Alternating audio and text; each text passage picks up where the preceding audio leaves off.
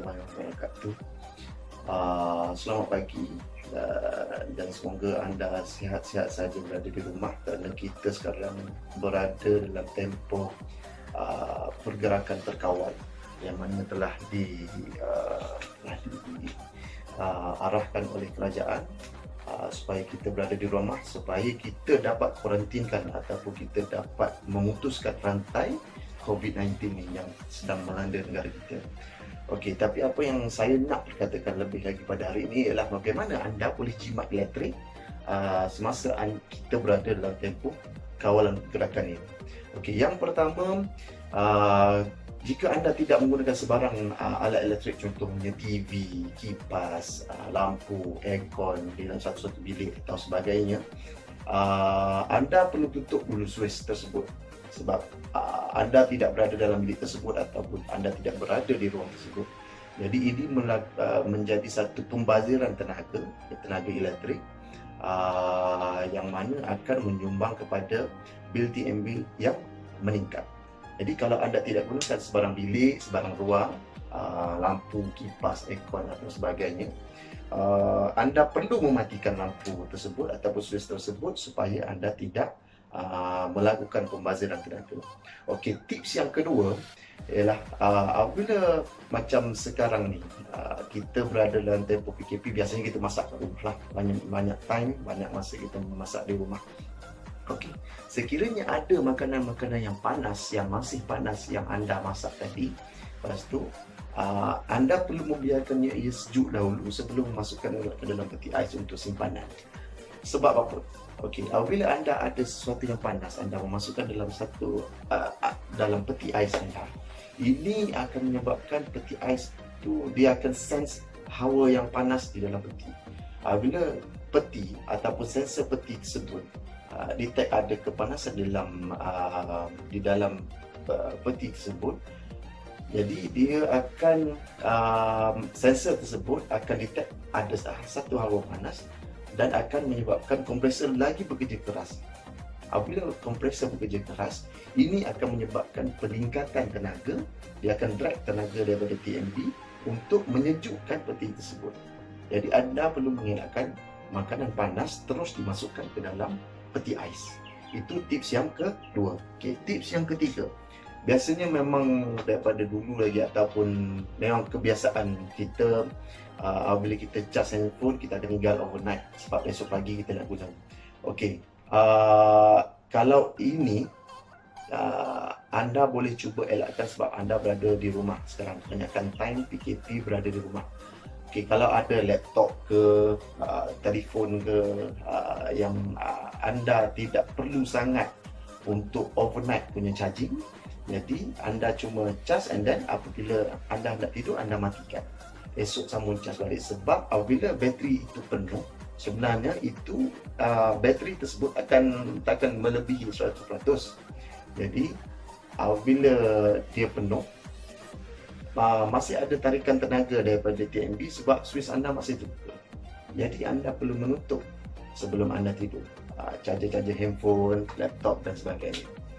Yang keempat, bagaimana anda boleh menjimatkan elektrik di rumah anda semasa waktu PKP. Okey, biasanya kita berada di rumah dan kita akan berasa panas, kita akan onkan kita punya aircon.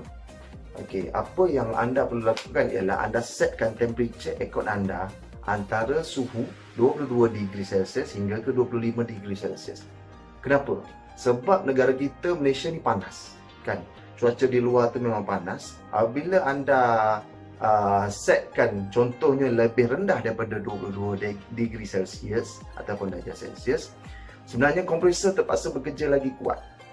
Apabila kompresor terpaksa bekerja lagi kuat, kenapa kompresor bekerja lagi kuat? Sebab di luar tu panas. Dia cuba nak capai, contohnya ada setkan anda punya temperature remote tu 18. Kebanyakan biasa orang nak cepat untuk sejuk.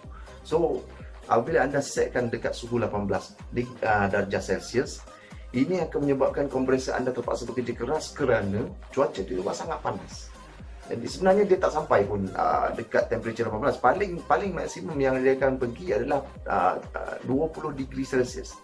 Sebab cuaca di luar sangat panas.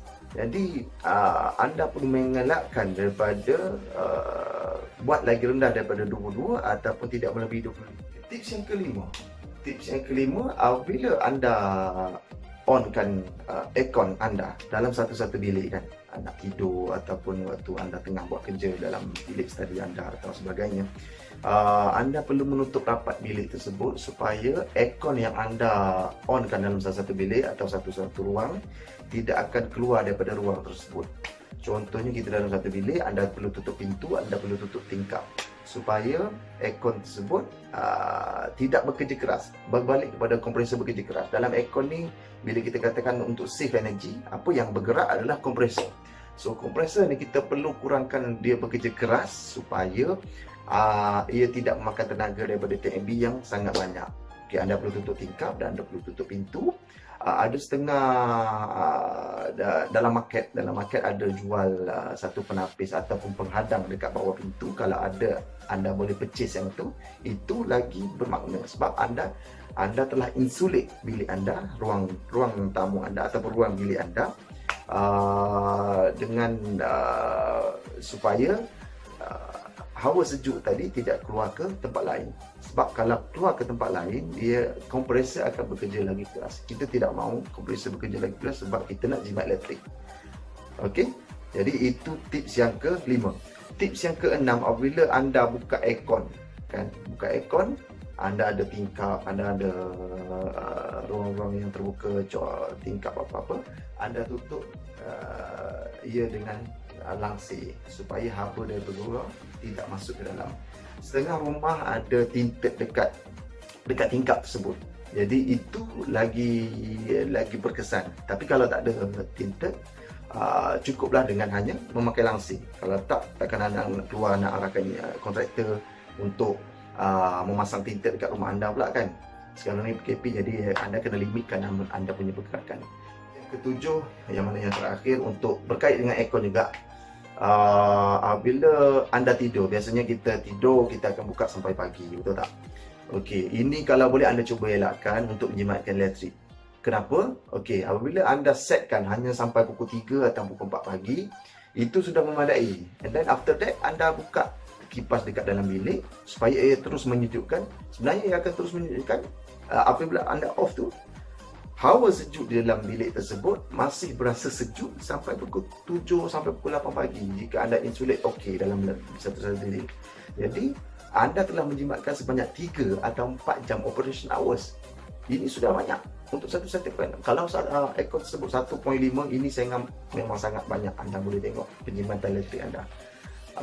Jadi apa yang anda perlu lakukan untuk tips yang ketujuh ialah bila anda tidur, anda setkan berapa lama yang perlu seboleh-bolehnya sehingga anda timing. Anda cuma timingkan sendiri. Antara pukul 3 pukul 4, pukul 3 pukul 4 dia berhenti. Anda offkan anda punya aircon and then anda onkan kipas. Ataupun anda boleh buat juga macam ni. Anda onkan kipas, anda onkan aircon, tapi dalam pukul 3 pukul 4 setkan dia mati sendiri dengan timer aircon tersebut. Dan bila pukul 3 pukul 4 dia mati, kipas terus berpusing dengan hawa yang sejuk. Anda masih boleh merasakan sejuk aircon yang anda setkan tadi. Okey, saya sudah ceritakan ke-7 tips yang boleh dilakukan apabila anda nak menjimat elektrik semasa dalam tempoh kawalan pergerakan. Ya, sebab anda berada di rumah. Okey, diingatkan kepada anda semua supaya anda tidak berada di luar di banyak sangat atau kurangkan pergerakan di luar. Stay home, stay safe. Anda buatlah apa-apa aktiviti dengan family anda, dengan anak, dengan isteri. Sebab kebanyakan time biasanya sebelum ni anda banyak keluar bekerja, mungkin balik lewat malam. So anda tidak meluangkan masa anda dengan anak-anak anda ataupun anak isteri anda. Okey, jadi stay home, stay safe. Kena ingat, duduk rumah. Okey, bye. Terima kasih. Assalamualaikum.